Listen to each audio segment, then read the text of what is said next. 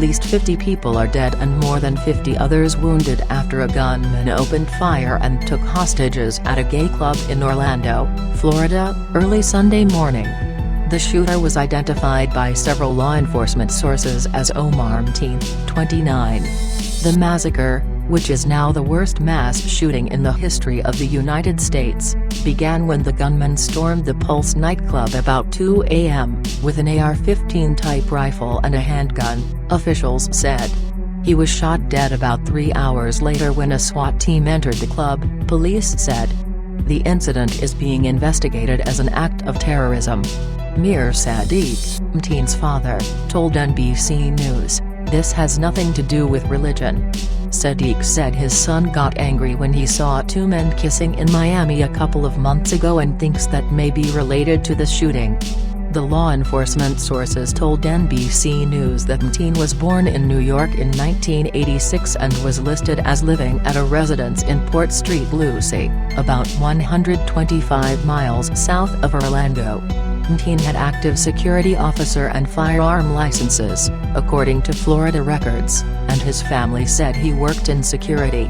Investigators told NBC News that the FBI was looking into Mateen 3 years ago because of a statement he had made about radical Islamic propaganda.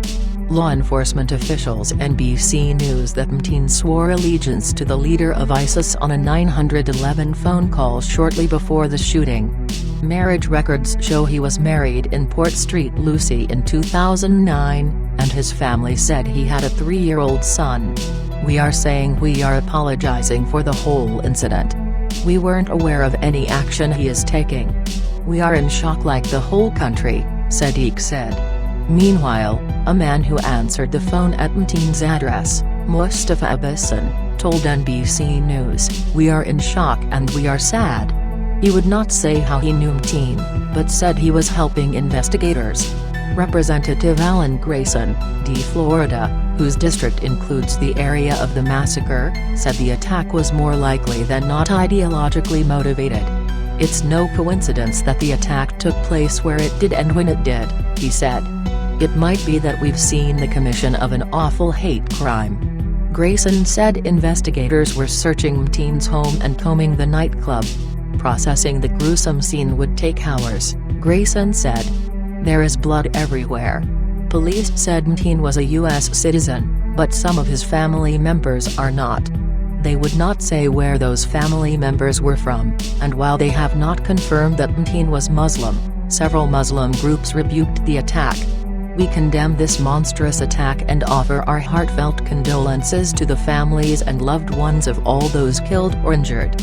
The Muslim community joins our fellow Americans in repudiating anyone or any group that would claim to justify or excuse such an appalling act of violence," the Council on American Islamic Relations Orlando Regional Coordinator Rasha Mubarak said in a statement. "The attack is a further reminder of how easy it is for someone to get their hands on a weapon that allowed them to shoot and kill," President Barack Obama said Sunday afternoon. "We have to decide if that's the kind of country we want to be. This is an especially heartbreaking day for our friends fellow Americans who are lesbian, gay, bisexual or transgender," Obama said, calling the massacre an act of terror and an act of hate. Obama said the FBI was leading the investigation into the attack. Police originally said around 20 people were dead, but Orlando Police Chief John Mina said once authorities were able to get into the club, many more victims were discovered. Mina called the attack one of the worst tragedies we've seen. The officer engaged in a gun battle with that suspect. The suspect at some point went back inside the club and more shots were fired. "This did turn into a hostage situation," Mina said. Officials made the decision to go in on a rescue just after 5 a.m., Mina said, adding that an officer was injured after being shot in the head.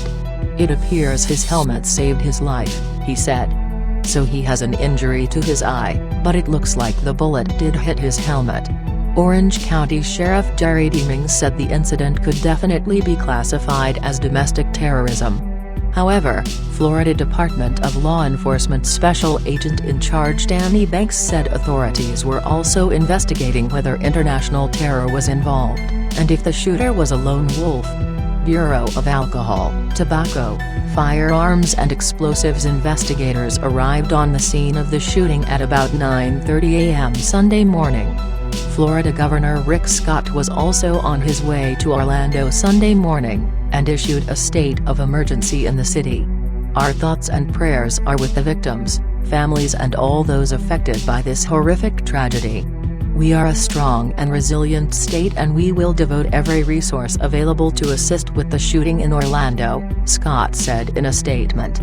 President Barack Obama was briefed on the shooting by Assistant to the President for Homeland Security and Counterterrorism and requested regular updates, according to a statement from the White House. We are dealing with something we never imagined. Police had previously reported on Twitter that there was a controlled explosion at the scene of the shooting. Mine later clarified that the noise was caused by a device intended to distract the shooter. Revelers described scenes of horror inside the club.